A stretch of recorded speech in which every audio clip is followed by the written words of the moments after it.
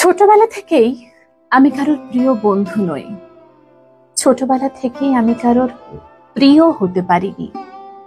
যাদের প্রিয় ভেবেছি তাদের প্রিয় অন্য কেউ ছিল।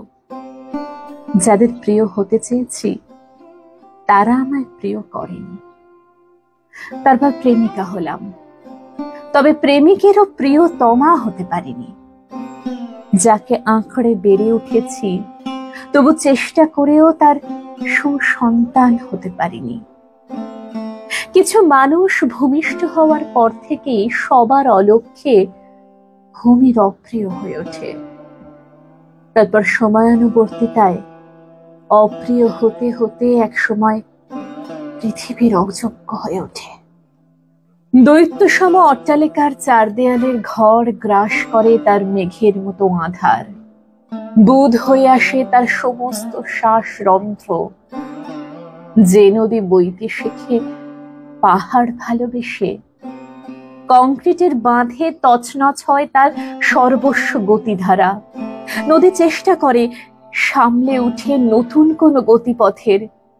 পাহাড় ভেবে আছড়ে পড়ে অন্য কোনো বাঁধের বুকে। তছনছিয়ায় বুঝতে পারে এ বাঁধ তাকে প্রিয় ভাবে না। তেমনি হঠাৎ মনে পড়ে শৈশবের রান্নাবাটি। আমি কারো প্রিয় ছিলাম না। জীবনের এই ভর দুপুরেও আমি কারো প্রিয় হইনি। এমন করে আর কতদিন, তাও আমার জানা হয়নি। আমি ফিরে যেতে চাই কোনো অনন্ত ভুবনে, যেখানে কেউ কারোর না। কোনো বন্ধু নেই, কোনো শত্রু নেই, কোনো প্রেম নেই, কোনো প্রত্যাখ্যান নেই, কোনো আকাঙ্ক্ষা নেই, কোনো দুঃখ নেই, কোনো মন নেই, হীনমন্যতা নেই, কোনো যন্ত্রণা নেই। যন্ত্রণার চেয়ে একাকিত্ব অনেক শান্তির।